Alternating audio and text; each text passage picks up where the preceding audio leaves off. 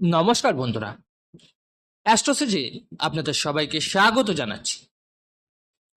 প্রিয় কর্কট রাশি বন্ধুরা, আজকের এই জ্যোতিষ অনুষ্ঠানটি আপনাদের জন্য খুবই একটা বিশেষ অনুষ্ঠান হতে চলেছে। আজকে আমি নিয়ে হাজির হয়েছি আগামী 6 মাস অর্থাৎ জুলাই 2025 থেকে ডিসেম্বর 2025, এই 6 মাসের 6টি ভবিষ্যৎবাণী কোনটি, যা আপনাদের জীবনে ঘটেই থাকবে, অবশ্যই গ্রহের গোচর অনুসারে। বন্ধুরা, পরিবর্তন তো অনেক বড় আসবে, কারণ কিছুদিন আগেই আপনার শনি ঢাইয়া শেষ হয়েছে, তারপরে রাহু কেতুর পরিবর্তন হয়েছে, তার আগেই আবার দেবগুরু বৃহস্পতির পরিবর্তন হয়েছে 15ই মেতে, এবং রাহু কেতুর হয়েছে 18ই মেতে। এই 6 মাসে অনেক বড় বড় গ্রহ পরিবর্তন করতে চলেছে। সূর্য প্রতি মাসে পরিবর্তন করে, সূর্য সংক্রান্তি বলা হয় যাকে। শুক্র 22 থেকে 25 দিনে পরিবর্তন করে, বুধও সূর্যের সঙ্গে পরিবর্তন করতে থাকে, মঙ্গল পরিবর্তন করেন 45 দিনে। তাহলে কি সেই 6 ভবিষ্যৎবাণী যা কর্কট রাশির জন্য দেখা যাচ্ছে গোচর অনুযায়ী? হ্যাঁ, কিন্তু সঙ্গে এটা অবশ্যই মাথায় রাখবেন যে আপনার জন্মকুণ্ডলী ছক অনুযায়ী সবটা নির্ভর করে। কারণ দেখুন, গোচর অনুযায়ী ফলটা সবার ক্ষেত্রে প্রযোজ্য, কিন্তু আপনার জন্মকুণ্ডলীতে কি দেখা যাচ্ছে সেটা কিন্তু আলাদা ব্যাপার। কারণ জন্মকুণ্ডলীতে যেটা আছে সেটা তো থাকবেই। বন্ধুরা, আজকের এই বিশ্লেষণটি জন্মরাশি চন্দ্ররাশির উপর ভিত্তি করে তৈরি করা। আপনারা যারা নিজেদের জন্মকুণ্ডলী বিচার করাতে চান, তারা অবশ্যই আমার টেলিগ্রাম চ্যানেলে জয়েন করে নিতে পারেন, লিঙ্কটা ভিডিও ডেসক্রিপশনে পেয়ে যাবেন। এছাড়াও আপনারা চাইলে প্রেডিকশনের জন্য আমার সঙ্গে সরাসরি হোয়াটসঅ্যাপে যোগাযোগ করে নিতে পারেন, হোয়াটসঅ্যাপ নাম্বারটা ভিডিও ডেসক্রিপশনে পেয়ে যাবেন। তো চলুন এখন জেনে নেওয়া যাক কর্কট রাশি আপনার জন্য এই 6 মাস কেমন যাবে, আর আপনার ভবিষ্যৎ মানচিত্রটা কি দেখা যাচ্ছে। আচ্ছা, এবার তাহলে কিন্তু আপনারা ফোকাস করে নিন, এখানে পুরো সংযোগ, পুরো মনোযোগ দিয়ে এটা শুনবেন।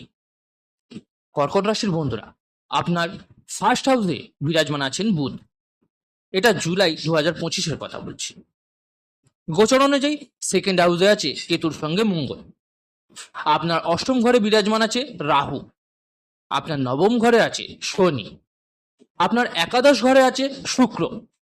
আপনার দ্বাদশ ঘরে আছে গুরু এবং সূর্য বিরাজমান। আপনার রাশির স্বামী হলেন চন্দ্র, যিনি প্রতি 2.5 দিন অন্তর পরিবর্তন করতে থাকেন। পুরো 30 দিনে 12টি রাশিকে কভার করে নেন।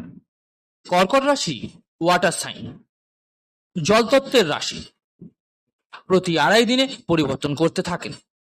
চন্দ্র আপনার রাশির স্বামী, আজ মেষে থাকলে 2 দিন পরে বৃষে, আবার 2 দিন পরে মিথুনে, কখনো চর, কখনো স্থির, কখনো দুষ্ভাব। কর্কট রাশির মানুষদের মধ্যে 12টি রাশির মধ্যে এই একটি রাশি হলো কর্কট, যাদের মন খুবই ফ্লাকচুয়েট করে। যদি আজকে কোনো বিষয় কিছু বলে দেয়, যেমন ধরুন বলল এমন করব, তাহলে 2 দিন পরে তারা ভুলেও যেতে পারে যে আমি কিছু বলেছিলাম। কারণ 2 দিন পরে তাদের মুড বা মন কিন্তু বদলে যেতে পারে, অন্য কিছু ভাবতে পারে। তারা খুব তাড়াতাড়ি খুশি হয়ে যায়, খুব তাড়াতাড়ি আবেগপ্রবণ হয়ে যায়, খুব তাড়াতাড়ি ইমোশনাল হয়ে যায়, খুব তাড়াতাড়ি কিন্তু তাদের উত্তেজনাও বেড়ে যায়, কারণ তাদের রাশির স্বামী চন্দ্র। এই কথা কিন্তু আমি সাধারণভাবেই বলছি, কোনো নির্দিষ্ট মাসের জন্য বলছি না। এটা কর্কট রাশির কথা। চঞ্চলতা অনেক বেশি থাকে তাদের মধ্যে। কখনো খুব সিরিয়াস মনে হবে, খুব গম্ভীর, আবার কখনো মনে হবে খুব খুশি, কখনো মনে হবে খুব টেনশনে আছে, কখনো মনে হবে আবার খুবই মজা করছে। এটাই হলো কর্কট রাশির মানুষের বৈশিষ্ট্য। আচ্ছা, এবার চলুন 6টি ভবিষ্যৎবাণী কোনটি তা কিন্তু জেনে নেওয়া যাক। প্রথম ভবিষ্যৎবাণী কর্কট রাশির বিষয়। আপনার ফার্স্ট হাউসে বুধ, আপনার সেকেন্ড হাউসে মঙ্গল আছে। দেখুন, শুরুতে যদি আমি বলি তাহলে জুলাই 28-এর আগে একটু আপনার বাক চর্চার অর্থাৎ আপনার কথাবার্তার ওপর কিন্তু একটু খেয়াল রাখতে হবে, বিশেষ করে আপনার প্রেম সম্পর্কে, দাম্পত্য জীবনে।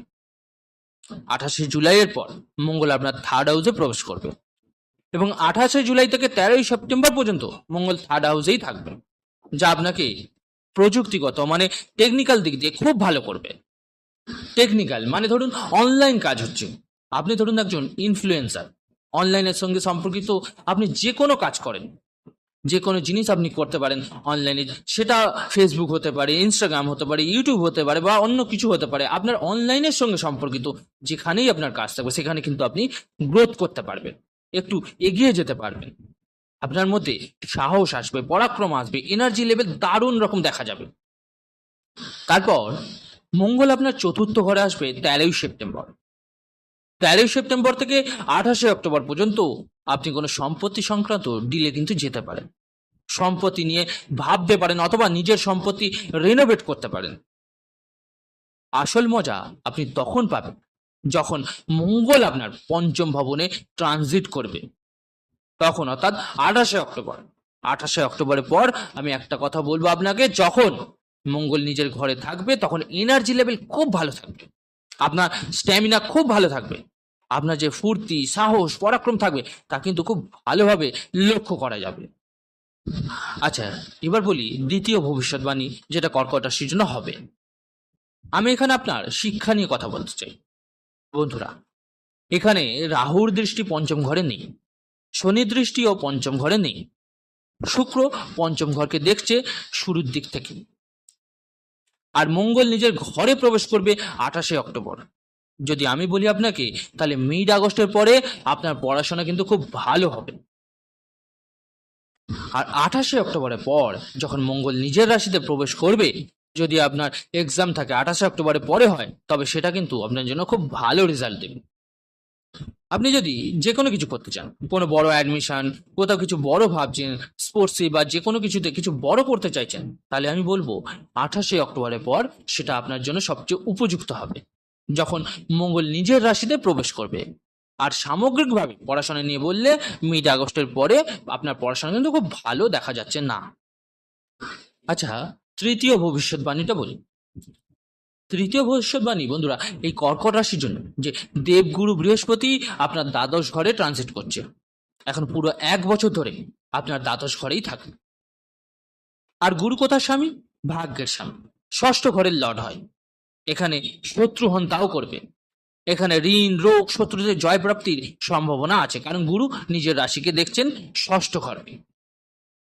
যদি কারো কাছে কোনো ঋণ থাকে, কারো কাছ থেকে কোনো লোন থাকে, কোনো শত্রু থাকে, যে কোনো ধরনের কোর্ট কেস কাচারি, তাহলে এই 6 মাসের মধ্যে কিন্তু তা ক্লিয়ার হওয়ার সম্ভাবনা আছে। হ্যাঁ, কিন্তু এখানে একটা কথাও বলবো আপনাকে, আপনার খরচও হবে এই 6 মাসে। আপনার কিন্তু অপ্রয়োজনীয় খরচ কিন্তু দেখা যাচ্ছে, এমন খরচও দেখা যাচ্ছে যেগুলো আপনি কন্ট্রোল করতে চাইবেন, কন্ট্রোল করার চেষ্টা করবেন, কিন্তু আপনার খরচ কন্ট্রোল হবেই না। আপনার খরচ তবুও হবে, কারণ গুরু দ্বাদশ ঘরে আছে। আর একটা কথাও বলি আপনাকে, এখানে গুরু দ্বাদশ ঘরে আছে, গুরু চর্বির কারণও হয় পারে। এই 6 মাসে হয়তো আপনার ওজন কিন্তু বাড়তে পারে বা অনেকটা কমতেও পারে, তবে বেশি সম্ভাবনা হয় ওজন বাড়ার, যে আপনার চর্বি বাড়বে, মোটা হবে। বা যদি তা না হয় কিন্তু, তাহলে একটা ব্যাপার আপনাকে দেখতে হবে, লিভার, হজম, গ্যাস্ট্রিক, অ্যাসিডিটির মতো কিন্তু সমস্যা বাড়তে পারে। এই বিষয়ে আপনাকে নজর রাখতে হবে কর্কট রাশির বন্ধুরা। চতুর্থ ভবিষ্যৎবাণী, এখানে আমি এমনটা দেখতে পাচ্ছি যে শনি আপনার ভাগ্যস্থানে বসে আছে, আর গুরু দ্বাদশ ঘরে, ভাগ্যের স্বামী হবে, আর রাহু আপনার অষ্টম ঘরে। এখানে কিন্তু এমনটাই দেখাচ্ছে যে এই 6 মাসে আপনার কিছু স্পিরিচুয়াল ট্রাভেল হবে, আপনার কিছু লম্বা সফর হতে পারে, আপনার কিছু বিদেশ যাত্রাও হতে পারে। এইসবের মধ্যে হয় বিদেশ সফর হবে, না হয় স্পিরিচুয়াল সফর হবে, না হয় আপনার কোনো লম্বা সফর হবে, এটা কিন্তু হবে। না হয় যারা কর্কট রাশি জাতক জাতিকা, যারা ইন্ডিয়াতে থাকেন, ভারতীয় এবং বিদেশ যেতে চাইছেন বা বিদেশে যাওয়ার প্ল্যানিং করছেন বা ইতিমধ্যেই বিদেশে আছেন, তাহলে সেখানে তাদের কেরিয়ারে পরিবর্তন হওয়া বা যারা প্ল্যান করছে তাদের জন্য কিন্তু বিদেশ যাত্রা সহায়ক দেখা যাচ্ছেই যাচ্ছে। হ্যাঁ, অবশ্যই এটা শুনে রাখুন যে আমি এটা বলছি না যে সব কর্কট রাশির মানুষরাই উঠে বিদেশে চলে যাবে, না, আমি বলছি যারা পরিকল্পনা করছে তাদের জন্য এটা কিন্তু খুব ভালো সময়। এবার বলছি যে যারা চায়, মানে কারা চায়, কেন চায়, কারণ তাদের কুণ্ডলিতে আছে। তারা কেন প্রচেষ্টা করছে? কারণ তাদের কুণ্ডলিতে আছে, কিন্তু আপনার ট্রানজিট আপনাকে সাপোর্ট করছিল না এতদিন। আপনি যেতে পারেন, বা যদি আগেই আপনি বিদেশে থাকেন তাহলে আপনি কিছু পরিবর্তন পজিটিভলি দেখতে পাবেন। আর এই 6 মাসে আপনার খরচ কিছুটা বেশি বেড়ে যেতে পারে বন্ধুরা, এটা আগেই বলেছি। এবার পঞ্চম ভবিষ্যৎবাণী জেনে নেন। কর্কট রাশির শনির ঢাইয়া তো শেষ হয়ে গেছে, একদম সমাপ্ত হয়ে গেছে। শনির 1.5 বছর কিন্তু আপনার সেই ভয়ানক অভিজ্ঞতা আর কিছুতেই নেই। এখন শনি আপনার ভাগ্যস্থানে এসে গেছে। আগে আপনার ডেন্টাল ইস্যু যদি হচ্ছিল, আপনার পারিবারিক টেনশন বেশি হচ্ছিল, পারিবারিক বিষয় নিয়ে সমস্যা আপনার চলছিল, শনি আপনার নবম ভাবে এসে গেছেন। এখন আপনি উচ্চ শিক্ষার প্রাপ্তি করবেন। এখানে যদি আগে পারিবারিক দ্বন্দ্ব কলহ থাকে তাহলে কিন্তু সেটাও শেষ হবে। এখানে ফ্যামিলি প্ল্যানিং আপনার জন্য খুব ভালো হবে। এখানে একটা জিনিস কিন্তু আমি আপনাকে বলবোই যে আপনি আগে যাই করেছিলেন কিন্তু তার একটা ভালো রেজাল্ট পাচ্ছিলেন না, এখন আপনি একটা ভালো রেজাল্ট দেখতে পাবেন।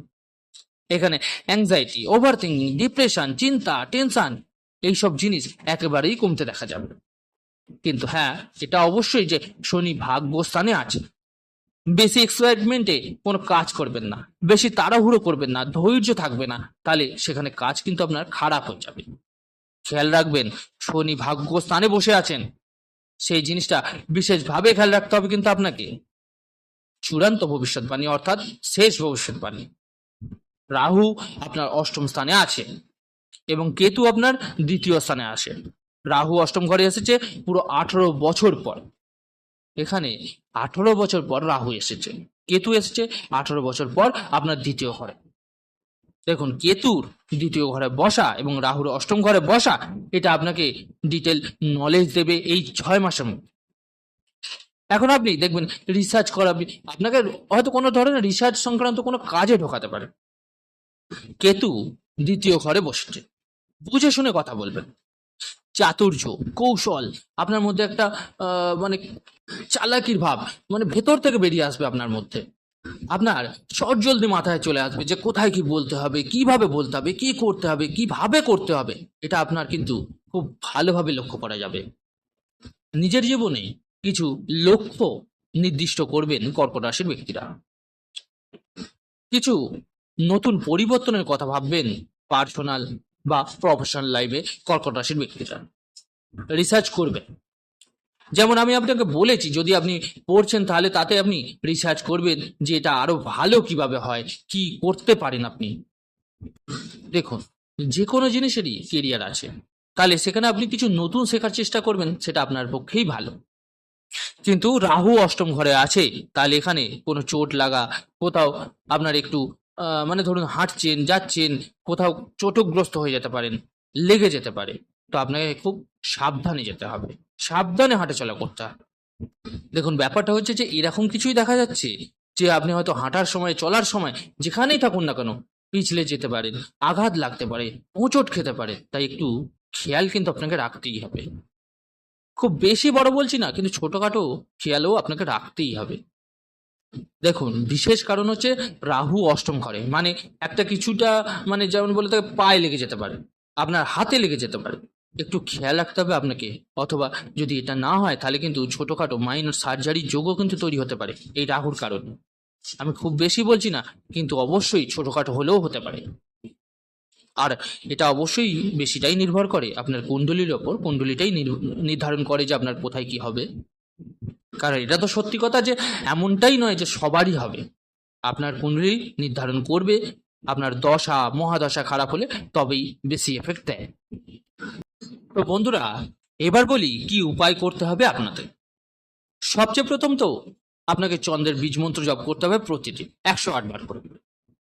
এছাড়া আপনি অবশ্যই হনুমান চল্লিশার পাঠ করুন, খুব ভালো লাগবে আপনার জন্য। আচ্ছা, এর সঙ্গে আপনি চেষ্টা করবেন পাখিদের দানা শস্য জল একটু দেওয়া। আর মঙ্গলকে সন্তুষ্ট রাখতে মঙ্গলের বীজ মন্ত্র জপ করুন 108 বার প্রতিদিন। তো বন্ধুরা, এই ছিল আজকের বিশ্লেষণ। কেমন লাগলেও জানাতে অবশ্যই ভুলবেন না কমেন্ট করে। ভালো লাগলে লাইক ও শেয়ার করতে কিন্তু ভুলবেন না। আর যে সকল বন্ধুরা নতুন শুনছেন তারা অবশ্যই চ্যানেলটিকে সাবস্ক্রাইব করে নেবেন। ধন্যবাদ।